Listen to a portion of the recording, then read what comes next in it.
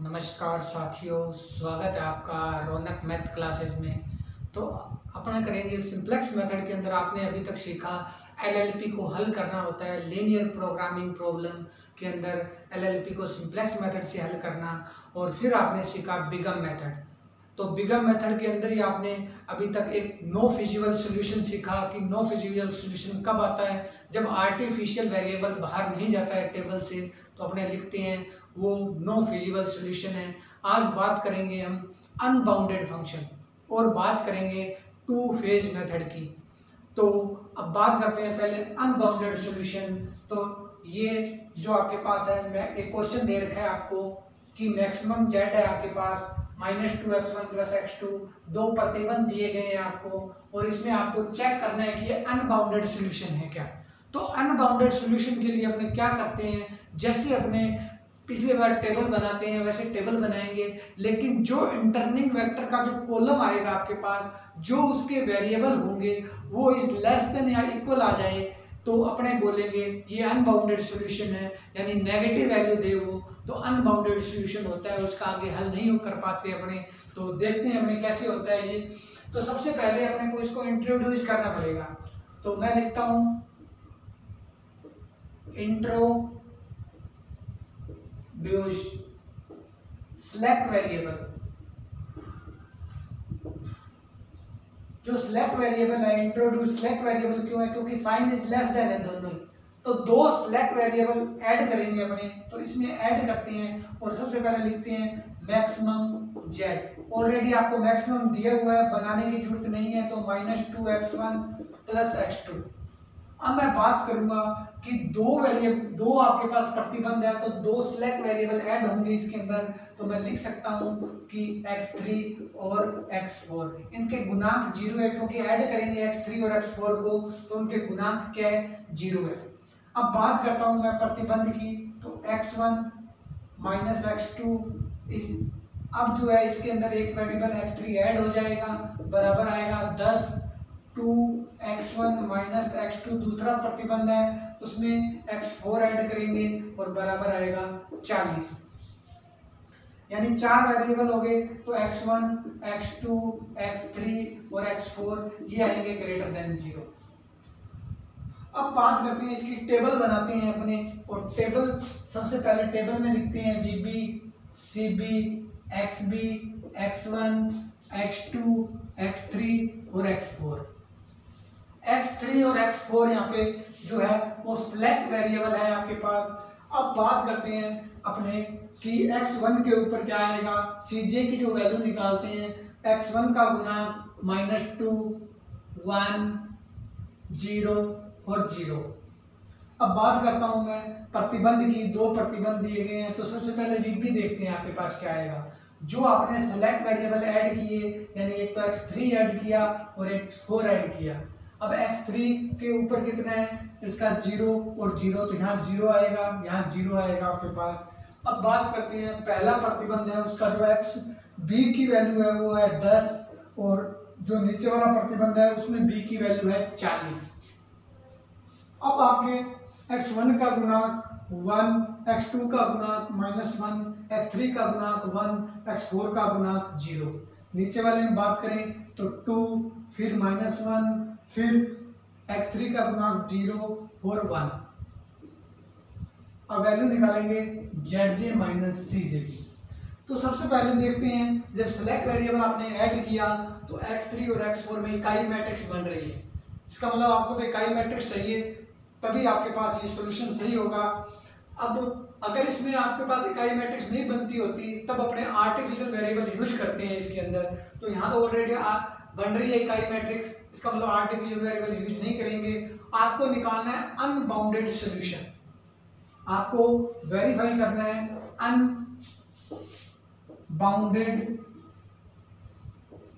Unbounded solution. क्या इसमें unbounded solution होगा इसका, तो वो चेक करते हैं अपने। तो सबसे पहले मैं चेक करूं तो 0 को मल्टीप्लाई करूं 0 से, तो ये 0 आएगा, प्लस करूंगा मल्टीप्लाई करके तो 0 आएगा, फिर मैं मल्टीप्लाई करूंगा तो ये आ जाएगा मेरे पास माइनस माइनस क्या हो जाएगा, प्लस हो जाएगा 2। अब बात करते हैं, इसका मल्टीप्लाई करूंगा 0, इसके साथ मल्टीप्लाई करूंगा 0, जोड़ूंगा, फिर मैं करूंगा -1 आ जाएगा मेरे पास।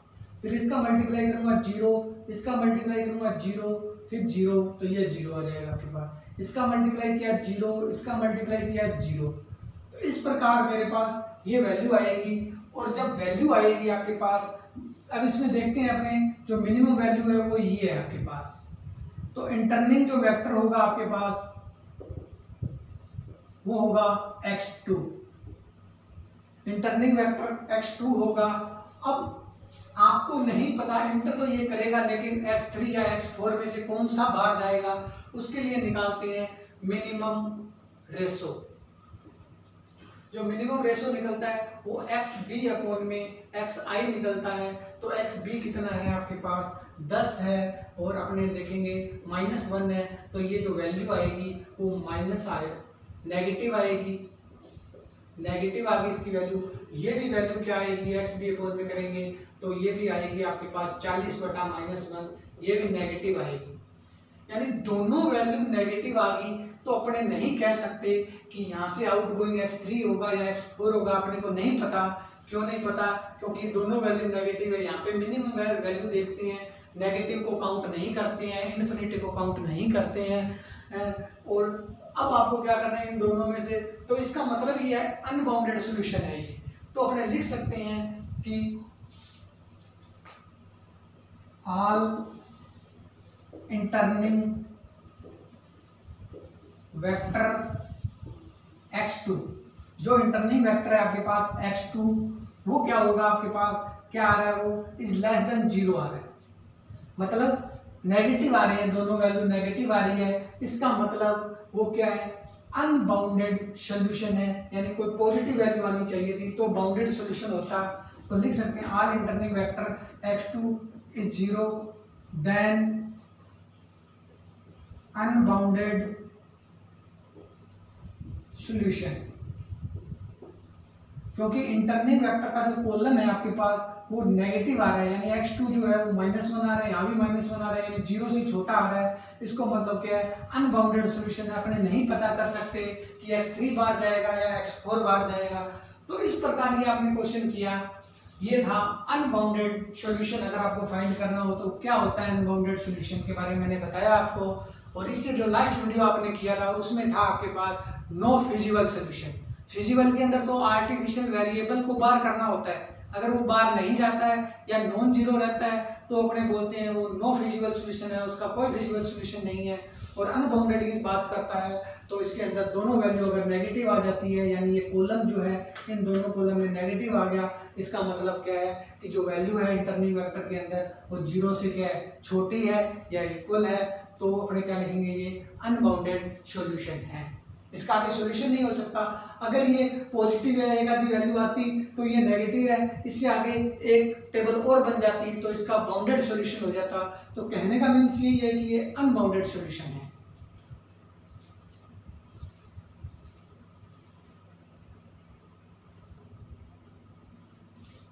नेक्स्ट बात करते हैं अपने कि आपको दिया हुआ है solve the LLP by two phase method. यानी अब आपने सिंप्लेक्स मेथड सीख लिया एलएलपी को हल करना, अब बिगम मेथड भी सीख चुके हैं अपने। अब बात करेंगे अपने टू फेज मेथड की। तो इसमें डायरेक्ट क्वेश्चन के अंदर लिखा आएगा आपके पास कि इसका टू फेज मेथड से इसको हल कीजिए, यानी एलएलपी को हल करना होगा आपको, लीनियर प्रोग्रामिंग प्रॉब्लम को हल करना होगा टू फेज मेथड। ये डायरेक्ट क्वेश्चन में मेंशन होगा। और उस प्रकार अपने देखते हैं कि टू फेज मेथड होता क्या है। सबसे पहले इसकी बात करते हैं कि जो टू फेज मेथड है आपके पास,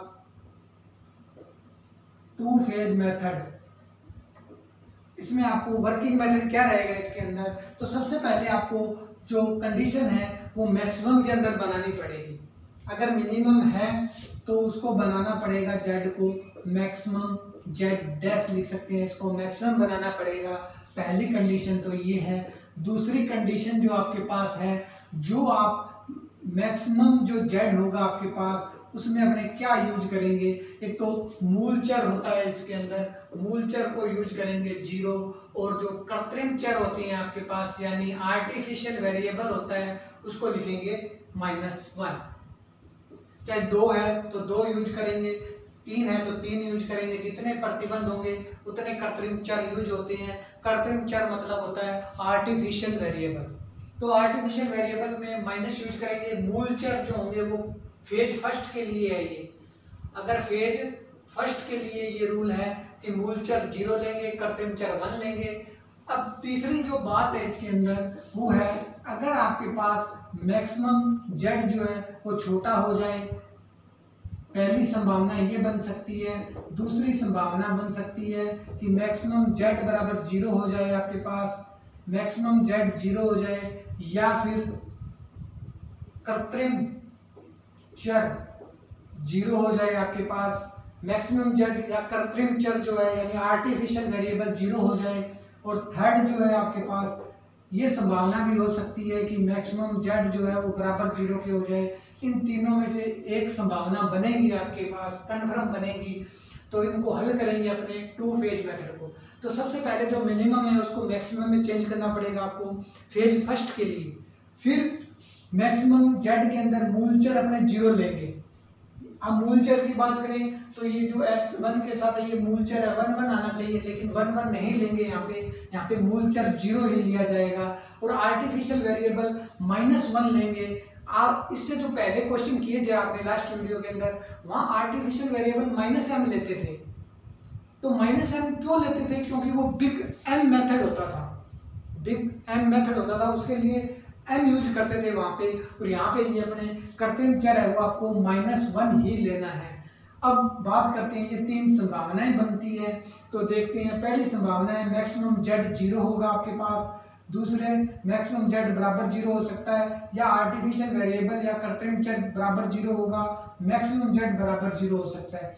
अब फेज फर्स्ट करने के बाद में फेज 2 की बारी आती है। तो फेज 2 के अंदर आपको इतना सही चेंज करना है कि जो आपके पास मूल चर है, जो मूल चर है वो मैक्सिमम के अंदर जो आपको गिवन होंगे क्वेश्चन के अंदर वो अपने सेम लिखेंगे और उस टेबल को हल कर देंगे।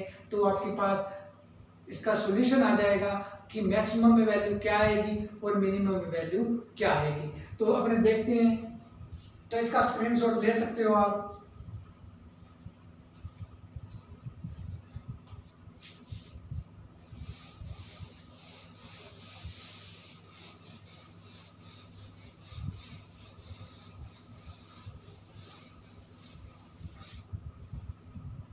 अब बात करूं मैं, इसको इंट्रोड्यूस करते हैं।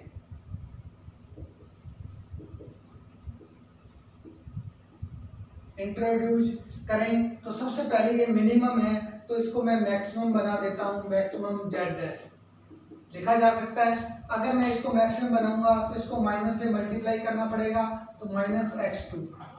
अब बात करते हैं दोनों प्रतिबंध के अंदर साइन इज ग्रेटर देन है, तो ग्रेटर देन के लिए क्या यूज करते हैं? सर प्लस वेरिएबल यूज करते हैं। ये अगर इस टाइप का अगर साइन है आपके पास, उसके लिए अपने 2 वेरिएबल ऐड करते हैं तो वो हो जाएगा, माइनस करेंगे तो वो हो जाएगा आपके पास 0x3 और 0x4। क्योंकि 2 है, दोनों के अंदर साइन उल्टे आ रहे हैं, तो इसका मतलब इसके अंदर आपको सर प्लस वेरिएबल माइनस करना पड़ेगा। फिर अपने बात करते हैं जो आपके पास एक वेरिएबल, आपको 2 वेरिएबल ऐड करने पड़ेंगे। एक तो मैं करता हूं माइनस का x5 और एक करते हैं x6।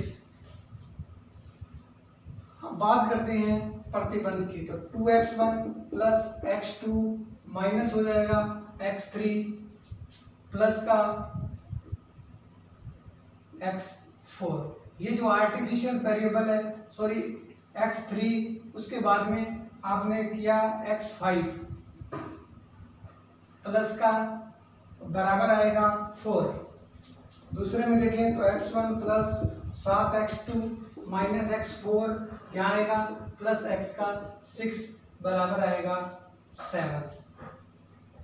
तो x1, x2, x3, x4 और x5 ये ग्रेटर देन 0 होते हैं।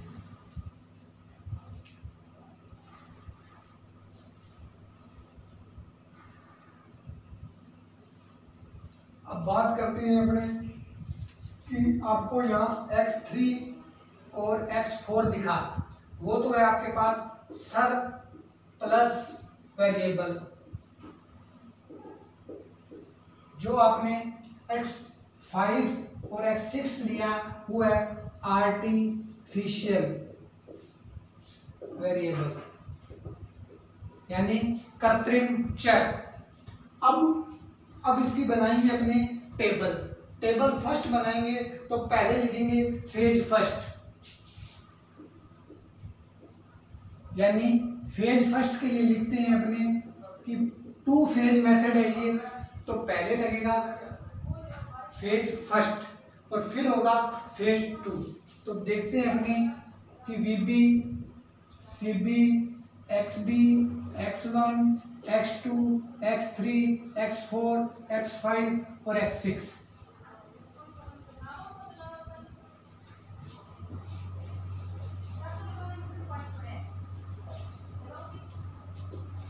इसको दोबारा लिखते हैं इधर VB, CB, XB, X1, X2, X3, X4, X5, X6, क्योंकि 6 तक एलिमेंट है जो कि आर्टिफिशियल वेरिएबल 2 है, X5 और X6।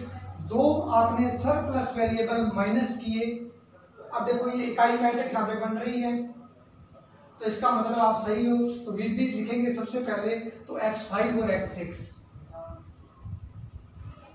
ये आर्टिफिशियल वेरिएबल है। तो मैंने आपको कहा था कि सबसे पहले फेज फर्स्ट के अंदर क्या करते हैं, अपने जो मूल चर है उनको 0 लेते हैं,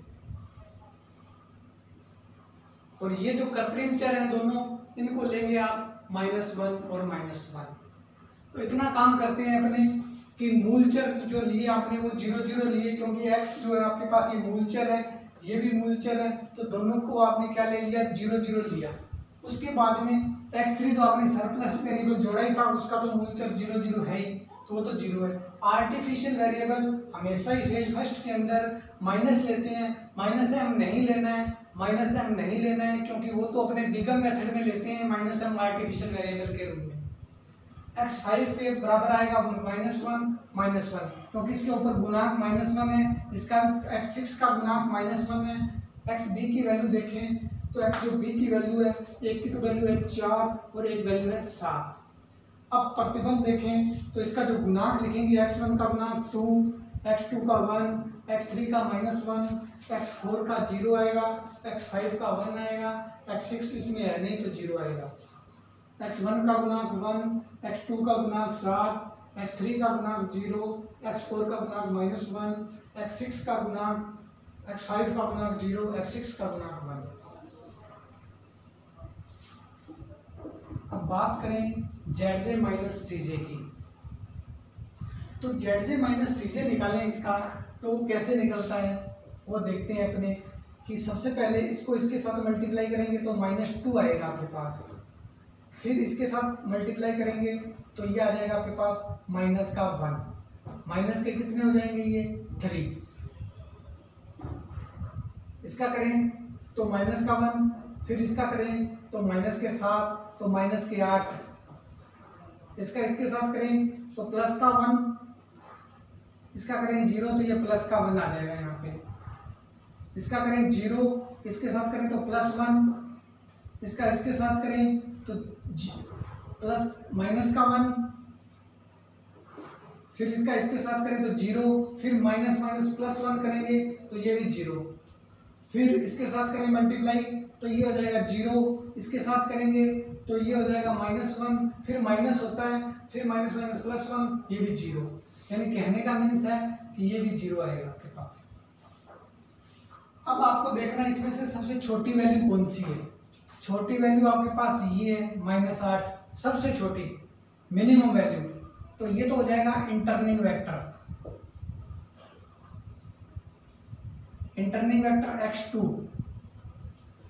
अब आउटगोइंग वेक्टर निकालना है, तो आउटगोइंग वेक्टर या तो x5 होगा या x6 होगा, उसके लिए अपने को नहीं पता कौन सा होगा, तो उसके लिए निकालते हैं मिनिमम रेशो। तो xb अपॉन में 4/1 करेंगे तो ये आएगा आपके पास 4, फिर 7/7 करेंगे तो ये आएगा 1। इन दोनों में से मिनिमम वैल्यू कौन सी है, 1 है, तो देखें तो इसमें जाएं और ये इधर इंटरनल वेक्टर आ गया, इसका मतलब की एलिमेंट कितना है 7 है आपके पास। तो लिख सकते हैं कि जो की एलिमेंट है वो 7 है। x6 बाहर चला जाएगा, x6 बाहर चला जाएगा और इंटर करेगा, x2 यहाँ आ जाएगा अब आपके पास, और की एलिमेंट जो आया आपके पास वो आया 7।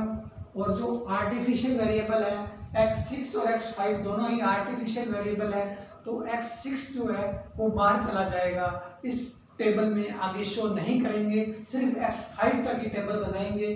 तो देखते हैं नेक्स्ट।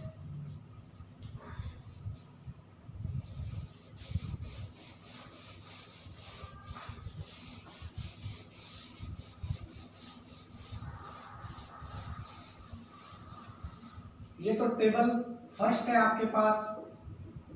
अब टेबल 2 की बात करते हैं।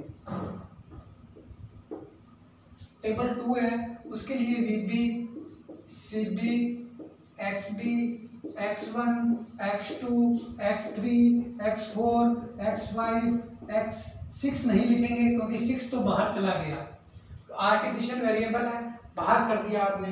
अब बात करते हैं अपने VB की वैल्यू।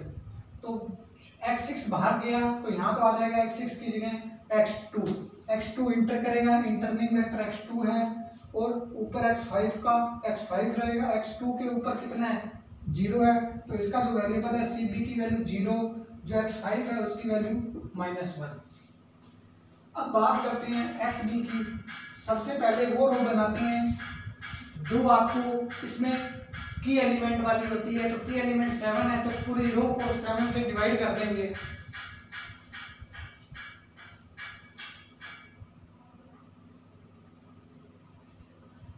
अब 7 से डिवाइड करने के बाद में जो रो बनेंगे आपके पास, ये जो वेरिएबल आएगा ये आएगा आपके पास 1, इसको करेंगे 1/7, इसको करेंगे 1, ये 0, ये -1/7, ये 0। 7 का पूरी रो में डिवाइड कर दिया, इसका मतलब ये नई रो बन चुकी है। अब आपको ऊपर वाली रो बनानी है, ये वाली। उसके लिए क्या लिखते हैं अपने पास, पुरानी रो माइनस नई रो इनटू जो वेरिएबल आएगा वो। तो पुरानी रो कौन सी है इसकी, ये वाली, ये बनानी है आपको। तो 4, 2, 1, -1, 0 और 1। 6 तो बाहर हो गया, नहीं लिखेंगे इसको, minus minus minus minus minus नई रो। जो नई रो आपने बनाई है अभी, XB से स्टार्ट करें तो 1, फिर 1/7, फिर 1, फिर 0, फिर माइनस प्लस का 1/7, फिर 0। नई रो के ऊपर कितना है, की एलिमेंट के ऊपर 1 है, तो इसको पूरे को 1 से मल्टीप्लाई कर दें। तो 1 1 1 1 1 1। अब इसको हल करें तो 4 में से 1 जाएगा, तो ये 3 आएगा यहाँ पे। अगर बात करूं 14 में से 1 जाएगा तो 13/7 आएगा। अगर मैं इसको सोल्व करूं तो 1 में से 1 जाएगा, तो ये 0 आएगा आपके पास, ये -1 आएगा आपके पास, ये 1/7 आएगा, और ये आएगा 1। इस प्रकार से आपके पास ये टेबल बन गई, टेबल नंबर 2। टेबल बनने के बाद में वही वेरिएबल ऊपर लिखने हैं जो ऊपर लिखे हुए हैं, 0 0 0 0 और -1। क्योंकि x6 तो आपने क्या कर दिया, बाहर निकाल दिया। अब zj - cj निकालना है, तो zj - cj निकालते हैं, देखते हैं क्या आएगा। CB इंटू मल्टीप्लाई करेंगे तो -13/7, ये 0, तो ये आ जाएगा -13/7। इसको मल्टीप्लाई किया 0, इसको किया 0 0 0 0, इसको किया तो 1, इसको किया 0, तो ये 0 यानी 1। इसको मल्टीप्लाई किया तो माइनस के 1/7, इसको किया 0, तो ये आएगा -1/7। अब बात करते हैं, इसको मल्टीप्लाई किया इसके साथ तो -1 + 1, तो ये 0 हो जाएगा। इस टाइप से zj - cj निकालते हैं। zj - cj निकालना हो या कॉलम बनानी हो, नई रो बनानी हो, जैसे सिंप्लेक्स मेथड में करते आए हैं वैसे सेम करना है, वही प्रोसेस रहेगा सेम। और मिनिमम रेशो भी निकालना है तो भी वो सेम प्रोसेस रहता है जो अपने सिंप्लेक्स मेथड में करके आए हैं। अब एक्स बी अपॉन, अब देखो इसमें से सबसे छोटी वैल्यू कौन सी है, सबसे छोटी वैल्यू है 13/7। जो 13/7 है ये सबसे छोटी वैल्यू है, तो अपने लिखेंगे इंटरनिंग वेक्टर। जो इंटरनिंग वेक्टर होगा वो तो x1 हो जाएगा आपके पास। अब आउटगोइंग कौन सा होगा, या तो x5 जाएगा बाहर, x2 जाएगा, अपने को नहीं पता कौन सा जाएगा, उसके लिए निकालते हैं मिनिमम रेशो। वो होता है xb अपॉन में x1, यानी xb ये रहा और ये रहा। तो ये अगर भाग लगाएं इसका xb के अंदर तो 21/13 आएगा। ये नीचे वाले में देखें तो इसमें ये भाग लगाएं तो ये आएगा आपके पास 7, ऊपर चला जाएगा तो ये 7 आएगा आपके पास। तो इस प्रकार अपने देखते हैं कि ये जो टेबल है वो बनी।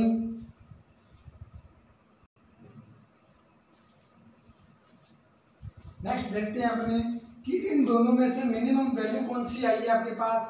ये मिनिमम वैल्यू है, इसका मतलब इस रो में चलना पड़ेगा और की एलिमेंट देखते हैं कौन सा होता है। ये इंटरनिंग वेक्टर है, इसका मतलब यहाँ जाएं तो ये आपके पास जो 13/7 है ये आपके पास क्या है, ये की एलिमेंट है आपके पास। अब की एलिमेंट अपने लिख सकते हैं यहाँ पे, की एलिमेंट जो है आपके पास वो है 13/7। अब आउट गोइंग कौन सा हो जाएगा, बाहर कौन सा निकलेगा, जब की एलिमेंट ये है तो इस रो के सामने देखें तो x5 है, तो x5 यहाँ से बाहर निकल जाएगा। और बाहर निकल गया तो x5 भी क्या था, आर्टिफिशियल वेरिएबल था, यानी कृत्रिम चर था, इसको भी बाहर निकाल दिया। और x6 भी बाहर निकल जाएगा, तो नई टेबल बनेगी अभी, क्योंकि ये सारी वैल्यू पॉजिटिव चाहिए आपको।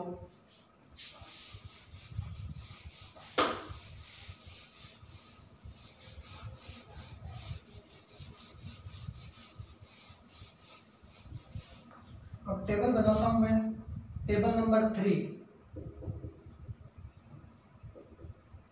सबसे पहले लिखते हैं VB, फिर लिखते हैं CB, फिर लिखते हैं XB, फिर X1, X2, X3, X4।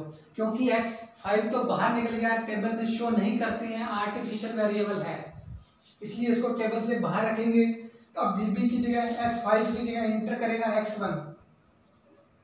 x1 के ऊपर कितना है 0, तो बराबर 0 आएगा। नीचे वाला वेरिएबल x2 है तो x2 आएगा, इसके बराबर में 0 है यहाँ पे तो 0 लिखा जाएगा। अब आपको क्या करना है, जो की एलिमेंट आए हैं उस रो को की एलिमेंट से डिवाइड करना है पूरे को। जो की एलिमेंट आया तो इसको पहले डिवाइड करेंगे तो ये नई रो बन जाएगी आपके पास। तो डिवाइड करेंगे तो ये आ जाएगा आपके पास 21/13। फिर इसको डिवाइड करें तो ये 1 आ जाएगा, इसको डिवाइड करें 0 आ जाएगा, इसको डिवाइड करें यानी 13/7 तो -7/13 आ जाएगा आपके पास। फिर इसको डिवाइड करें तो ये आ जाएगा आपके पास 13/7, 7 से 7 कैंसिल हो जाएगा, यानी 13/7 में डिवाइड करना है आपको 1/7 के अंदर, तो ये 7 से 7 कैंसिल हो जाएगा तो 1/13 आ जाएगा। ये आपने बनाई नई रो। अब बनानी है आपको ये नीचे वाली रो। उसके लिए मेथड होता है, सबसे पहले लिखते हैं पुरानी रो माइनस नई रो इनटू की एलिमेंट के जो भी नीचे ऊपर वेरिएबल है उससे अपने क्या कर देते हैं, मल्टीप्लाई कर देते हैं। तो पुरानी रो कौन सी आपके पास, ये पुरानी रो है, तो लिखेंगे 1/7 1 0 और माइनस का 1/7। सिर्फ 4 तक ही वेरिएबल यूज करेंगे क्योंकि x5 आर्टिफिशियल वेरिएबल है, बाहर निकल गया। माइनस माइनस माइनस माइनस नई रो, जो नई रो भी बनाई है आपने वो है 21/13, फिर 1, फिर 0, फिर माइनस माइनस प्लस का 7/13, फिर 1/13 नई रो। जो ब्रैकेट में इनटू में है तो इनटू में देख लेंगे 13/7 नीचे वाली रो बना रहे हैं तो नीचे वाला की एलिमेंट से नीचे वाला वेरिएबल यूज करेंगे तो 1/7 मल्टीप्लाई हो जाएगा सब में।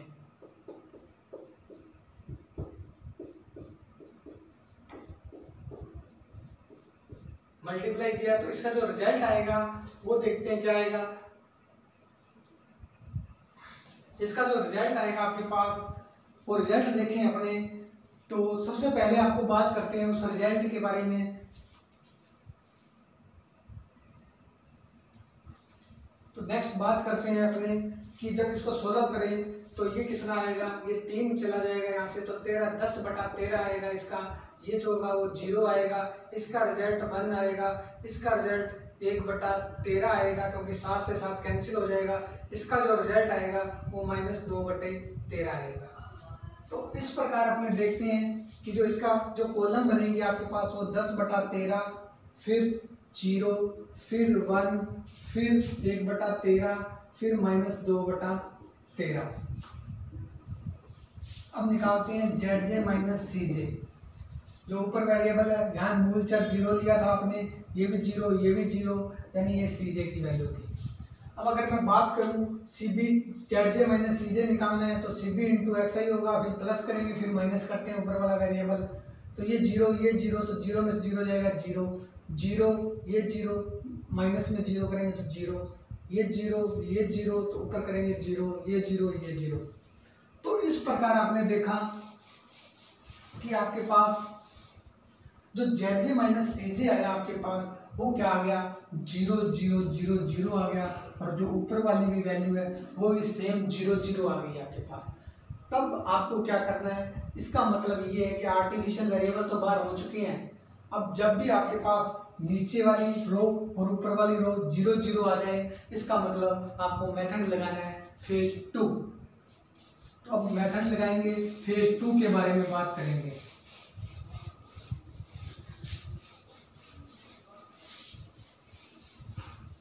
क्योंकि अब यहाँ तक आपका रिजल्ट पूरा होगा, क्योंकि ZJ minus CJ is greater than, या फिर 0 आ गया आपके पास, ऐसे लिख सकते हैं कि ZJ minus CJ is greater than all value.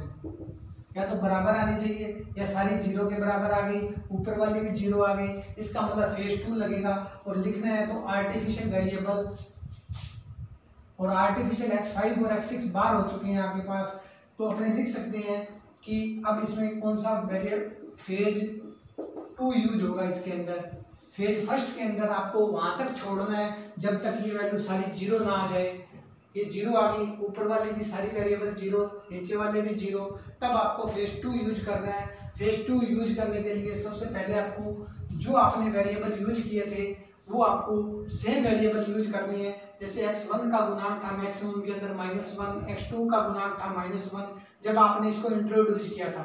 तो ये सेम टेबल बनाते हैं, VB, CB, XB, X1, X2, X3 और X4, 4 तक ही बनेंगी क्योंकि x5 और x6 आपने बाहर कर दिए। अब मेरा टारगेट ये है कि जो फेज 2 के अंदर जो यूज होगा वो x1 का गुणांक और x2 का गुणांक क्या ले। वहां तो आपने मूल चर 0, 0 लिया था, लेकिन फेज 2 के अंदर जो ओरिजिनल चर हैं, यानी इसको माइनस से मल्टीप्लाई करना पड़ेगा, इसको माइनस से किया तभी तो मैक्सिमम बनेगा। ये तो मिनिमम में दे रखी है, तो मैक्सिमम बनाने के लिए इसको माइनस से मल्टीप्लाई किया तो इसका माइनस आएगा, इसका माइनस आएगा, ये तो सर प्लस वेरिएबल है तो इनका 0 आएगा। ये होती है CJ की वैल्यू। अब बात करते हैं जो VB है आपके पास वो क्या आ रहा है, x1 आ रहा है और x2 आ रहा है। अब जो CB की वैल्यू है वो चेंज हो जाएगी आपके पास। CB की जो वैल्यू है वो x1 के ऊपर क्या है, -1 है, तो यहाँ -1 आ जाएगा, x2 के ऊपर -1 है, तो मतलब कृत्रिम जो चर होते हैं या जो ओरिजिनल चर होते हैं मूल चर, उनको चेंज करना पड़ता है। तो फेज फर्स्ट में तो आपने मूल चर लिए थे वो तो 0, 0 लिए थे, और कृत्रिम चर जो लिए थे वो -1 लिए थे। 2 प्रतिबंध थे तो 2 चर लिए थे आपने। अब बात करते हैं फेज 2 की, तो फेज 2 में आपने जो ओरिजिनल चर है, मूल चर है, वो तो -1 और -1 लेने हैं। क्यों लेने हैं, क्योंकि ये तो मिनिमम में दे रखा है, तो यहाँ तो प्लस आ रहा है। जब इसको मैक्सिमम बनाया तो ये माइनस माइनस हो गया जब इसको इंट्रोड्यूस किया आपने, और जो ये x3 और x4 है तो ये तो 0, 0 आएंगे। अब बात करते हैं x-1। अब ये जो वेरिएबल है आपके पास ये सेम लिखे जाएंगे, तो सेम लिखा आपने कि x 21/13, 1, 0, -7/13 और 1/13। इधर बात करें तो 10/13, इधर 0, इधर 1, इधर 1/13 और ये -2/13, ये सेम लिखा। अब ZJ माइनस CJ निकालते हैं। ZJ माइनस CJ निकालते हैं तो उसकी वैल्यू क्या आती है आपके पास, तो CB इंटू, तो यह आ जाएगा -1, फिर ये 0 प्लस का 1 यानी 0, इसके साथ करें 0, इसके साथ करें -1 माइनस माइनस प्लस 1 ये भी 0, इसके साथ करें तो ये आएगी आपके पास प्लस का 7/13, इसके साथ करें तो ये आएगी आपके पास -1/13, फिर -0 करें तो ये माइनस के कितने आ गए 6/13, फिर इसको इसके साथ मल्टीप्लाई करें तो 1/13, फिर माइनस क्या आएगा 1/13, फिर इसको इसके साथ मल्टीप्लाई करें तो माइनस माइनस प्लस के 2/13, फिर माइनस करेंगे 0 2 तो 0 हो जाएगा, तो प्लस में से 1 जाएगा तो 1/13। All value is positive, all value is positive. तो फेज 2 मेथड में आपने क्या किया, Zj माइनस Cj पॉजिटिव आ गया आपके पास, यानी जो x1 की जो वैल्यू आएगी आपके पास वो आएगी आपके पास 21/13, और जो x2 की जो वैल्यू आएगी वो आएगी 10/13। ये दो वैल्यू यूज किया आपने। अब बात करते हैं मिनिमम z की। जो मिनिमम z होगा वो तो क्या होगा, आपको दिया हुआ है x1, दोनों को जोड़ देंगे आप तो ये आएगा आपके पास 31/13। अगर बात करूं मैक्सिमम की तो आपने उसको माइनस से मल्टीप्लाई किया था, इसको -1 यहाँ माइनस से मल्टीप्लाई किया तब मैक्सिमम बना, तो ये अगर बात करें तो -21/13 हो सकता है, और ये -10/13 होगा, ये आ जाएगा 31/13 माइनस। तो ये इसका इष्टतम हल होता है, मतलब मैक्सिमम मिनिमम दिया हुआ था, आपने कन्वर्ट किया मैक्सिमम में, मिनिमम वैल्यू वो आएगी आपके पास 31/13 और मैक्सिमम वैल्यू आएगी माइनस में 31/13, तो इसको बोलते हैं इष्टतम हल। तो ये 2 फेज मेथड था। तो इस प्रकार 2 फेज मेथड के लिए आपको वर्किंग मेथड एक ही पता होना चाहिए कि जो फेज फर्स्ट है, तो फेज फर्स्ट के अंदर अपने क्या करते हैं कि मूल चर 0 0 लेते हैं, और जो कृत्रिम चर होता है वो माइनस और माइनस लेते हैं। 1 2 है तो 2 बार आर्टिफिशियल वेरिएबल यूज करेंगे। उसके बाद में क्या करते हैं, जब तक चलते हैं जब तक कि जो Zj माइनस Cj 0 0 ना आ जाए और ऊपर वाला भी 0 0 ना आ जाए तब तक चलते हैं, और उसके बाद में फेज 2 यूज करेंगे। फेज 2 के अंदर जो कृत्रिम वेरिएबल है, जो मूल चर हैं, उनको आप जो सेम लेंगे, जो मैक्सिमम के अंदर बनेंगे आपके पास, इस प्रकार उसको हल करेंगे आप, तो आपके पास Zj माइनस Cj की वैल्यू आ जाएगी और उसके अंदर आपको x1 और x2 मिल जाएगा। तो इस प्रकार इसको हल कर सकते हैं। तो प्लीज़ चैनल को ज़्यादा से ज़्यादा लाइक करें, सब्सक्राइब करें और शेयर करें और प्रैक्टिस करें क्वेश्चन की। Have you nice day, thank you.